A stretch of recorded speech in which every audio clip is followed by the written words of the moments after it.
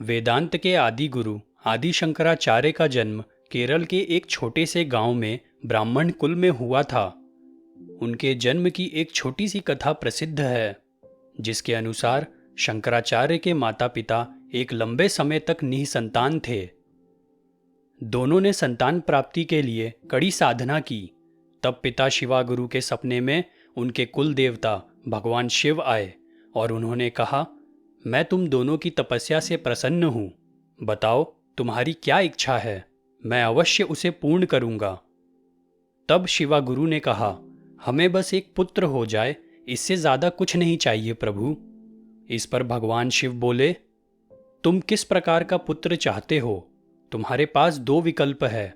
या तो तुम्हें एक ही पुत्र होगा जो परम ज्ञानी होगा किंतु उसकी आयु कम होगी, या फिर तुम्हें कई पुत्र होंगे जो आम आदमी की तरह खाएंगे, पिएंगे, आजीविका चलाएंगे, शादी करके बच्चे पैदा करेंगे और लंबे समय तक जीकर एक दिन मर जाएंगे।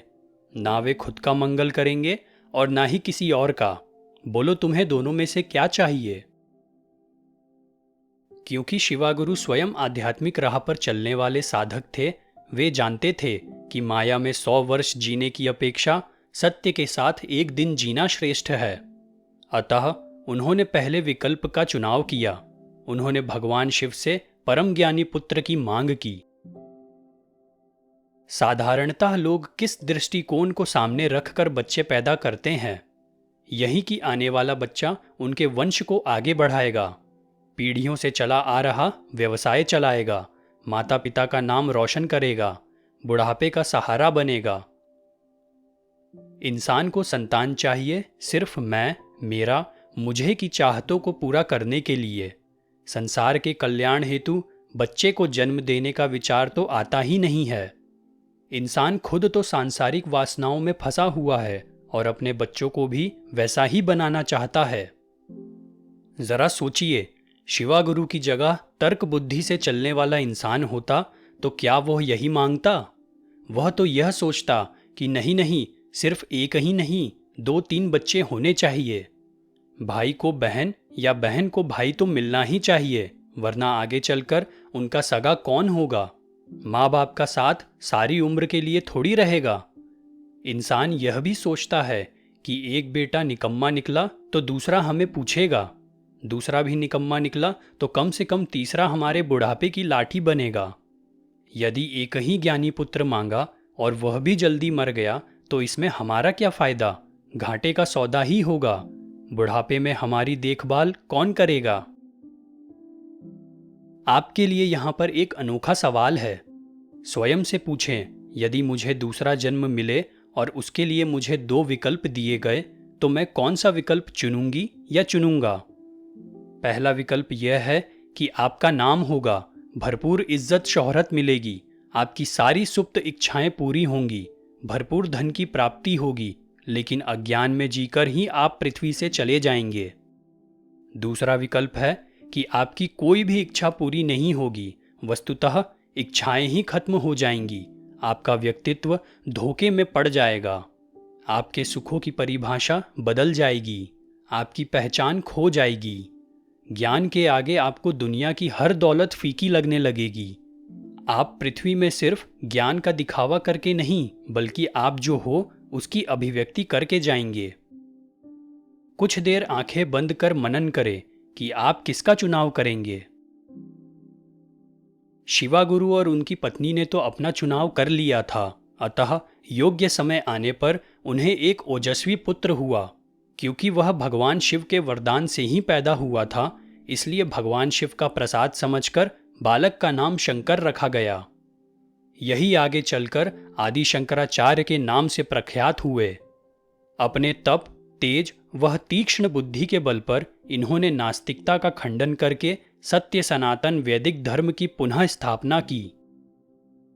आदि शंकराचार्य का जीवन सत्य में स्थापित होने की यात्रा है तथा उनका शरीर सत्य की अभिव्यक्ति के लिए कैसे निमित्त बना, इसका दर्शन है। आज की भाषा में कहे तो उन्होंने शरीर से परे अपने होने का अनुभव किया और फिर उसी दृढ़ता में रहकर लोगों को वह ज्ञान दिया। शंकराचार्य बचपन से ही साधारण बालकों से अलग थे। स्वभाव से शांत, गंभीर, शंकराचार्य जो कुछ भी सुनते या पढ़ते एक बार में ही समझ लेते। केवल 3 वर्ष की आयु में वे मलयालम के अनेक ग्रंथ पढ़ चुके थे। वेद, वेदांत, उपनिषद, रामायण, महाभारत आदि शास्त्रों के श्लोक दूसरों से सुनकर उन्होंने कंठस्थ कर डाले। शंकर की असाधारण प्रज्ञा व प्रतिभा देखकर उनके माता पिता व मित्र आश्चर्य में पड़ जाते थे।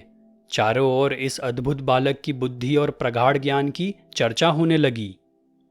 शंकर के पिता अपने बेटे की अलौकिक बुद्धिमत्ता को देखकर बहुत प्रसन्न हुए। उन्होंने मन ही मन तय किया कि 5 वर्ष की आयु में ही उनका उपनयन संस्कार करके उन्हें गुरुगृह भेज देंगे।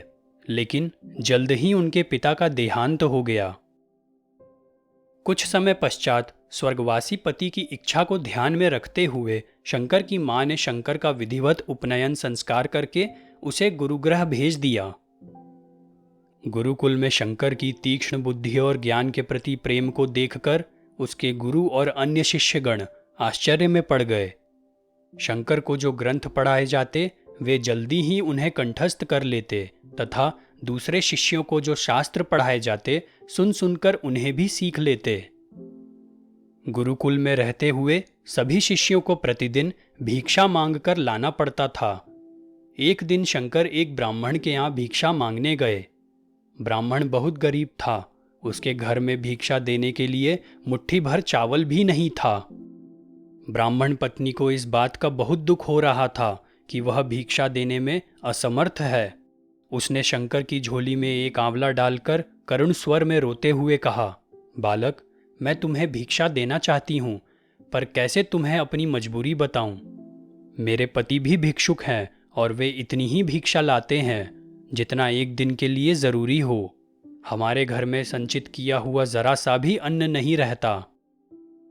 ब्राह्मण की लाचारी पर शंकर का कोमल हृदय करुणा से भर गया। उनकी आंखों में आंसू आ गए। वे बालक थे और पहली बार उन्होंने किसी करुण हृदय की पुकार सुनी थी। परम ज्ञान प्राप्त होने से पहले साधक के जीवन में कुछ ऐसी घटनाएं घटती हैं जिन्हें देखकर उसके मन में सवाल उठ खड़े होते हैं कि संसार में लोगों की ऐसी हालत है, फिर भी लोग उसी रास्ते पर क्यों चलते हैं? क्या कोई दूसरा मार्ग भी है, या मैं ऐसे ही जीकर मर जाऊंगा? यह घटना उन्हीं में से एक थी। शंकर अभी छोटे थे, गुरुकुल में सीख रहे थे। गुरु ने बताया था कि प्रार्थना में अपार शक्ति होती है। उम्र के उस दौर में गुरु की वाणी पर शंका करने का प्रश्न ही नहीं उठता है। गुरु ने कहा है तो सच ही होगा। इस विश्वास के साथ उन्होंने ब्राह्मणी से कहा, आप चिंता ना करें, मैं आपके लिए प्रार्थना करूंगा कि आपके घर में कभी किसी चीज की कमी ना हो। उन्होंने वहीं खड़े होकर लक्ष्मी देवी का एक स्तोत्र रच डाला और देवी के चरणों में ब्राह्मणी के लिए भावपूर्ण प्रार्थना की। मन ही मन जब उन्हें अपनी प्रार्थना पूर्ति का एहसास हुआ, तब उन्होंने ब्राह्मणी को समाचार दिया कि आपको शीघ्र ही धन प्राप्ति होगी और आपकी गरीबी दूर होगी। दूसरे दिन ब्राह्मण दंपत्ति ने देखा कि उनके घर में जगह जगह सोने के आंवले बिखरे पड़े हैं। वे सभी को बताने लगे कि बाल ब्रह्मचारी के आशीर्वाद से ही उन्हें धन प्राप्ति हुई है। तब बालक शंकर की अलौकिक शक्ति की खबर चारों ओर फैल गई। अब आपके मन में सवाल उठ सकता है कि ब्राह्मण के घर में सोने के आंवले कैसे आए? सबसे पहले तो यह जाने कि कुदरत का नियम है, जो दिया जाता है वह मल्टीप्लाई होकर वापस आता है। योग्य जमीन में डाला जाए तो और भी ज्यादा मल्टीप्लाई होता है। अयोग्य जमीन में डाला तो बीज सड़ जाता है। ब्राह्मणी ने एक आंवला दान दिया, वह भी शंकर जैसी शुद्ध पवित्र चेतना को। परिणाम सबके सामने था। एक बच्चे के मुंह से निकली प्रार्थना शुद्ध अतःकरण से निकलती है, जिसकी ताकत का अंदाजा भी नहीं लगाया जा सकता।